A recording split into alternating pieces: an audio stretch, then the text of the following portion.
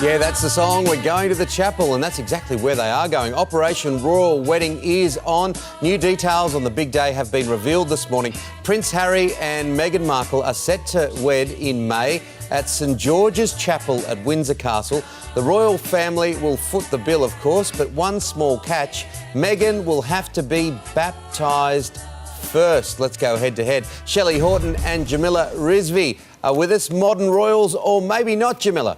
I think as soon as you have to put the word modern in front of something, it's not modern. And the royal family, look, their traditions are pretty archaic. They've been around for a very long time. It's only been, I think it's a year or two since they've moved to female heirs being equal to male heirs and the male heirs not coming first. So it doesn't surprise me that there's another old-fashioned tradition going on there.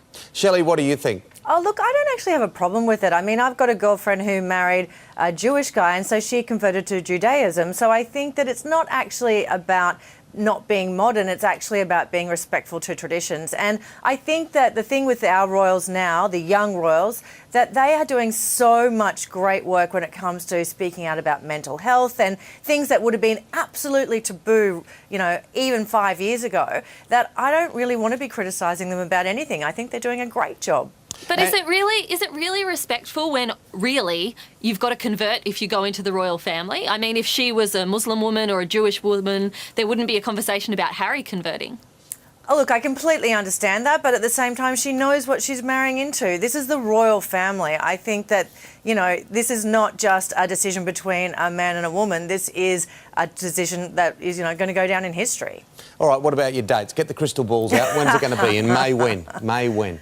Well, I've been talking to the makeup artist Lou, who's British, and she said there's no way it's going to be in the middle of May. It will have to be at the end when there's a public holiday so that everyone can come and line the streets. What do you reckon, Jamila? Look, I do love the date May 8 because it sounds like mate. And I feel like that would be a nod to Australia, who still haven't got our act together to become a republic. So we should get something out of this. But I'm going to go with the end of May simply because Duchess Kate is due in April. And it's a bit rough to be making come out for a wedding, possibly do some bridesmaids duties a few weeks after giving birth. So let's go end of May. What a lovely little sneaky little way of getting your Republican little kick in there. Always. We're very sneaky people, Republicans. That was just out of the edge of the foot in the back of the net. Now, silly season is in full swing, and they don't call it silly season for nothing. Christmas parties filling up the calendar. Career experts have warned what not to do at your work Christmas party.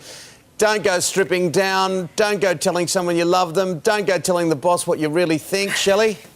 Well, I actually banned myself from Christmas parties after a certain skinny dipping incident.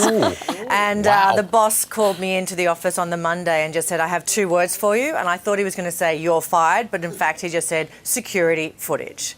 So, yeah, I decided remove myself from the situation because I could not be trusted. Wow. What about that? Did you ask someone to just destroy the evidence? I begged and pleaded. I don't know where it is. Oh. Goodness gracious me. Jamila, what are your thoughts? That's a hard act to follow.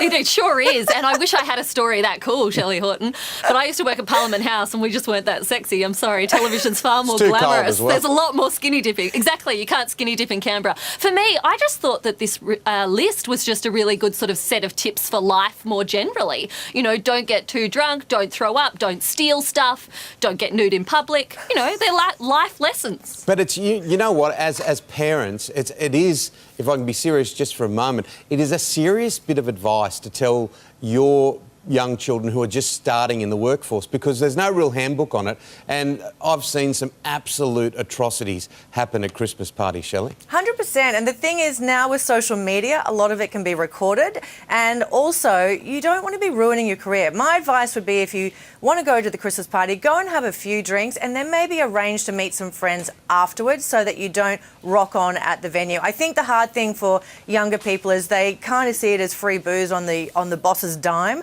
But really, you've got to be thinking long-term about your career. Oh, Jamila, you've always got to have a plan, some sort of plan, don't you?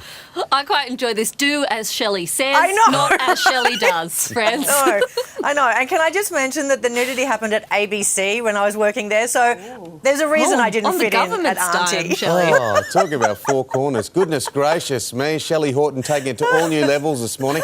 Jamila, a very good morning to you. Have a wonderful day, Shell. Have a great day. Keep your gear on. And we'll talk to you very soon. Bye.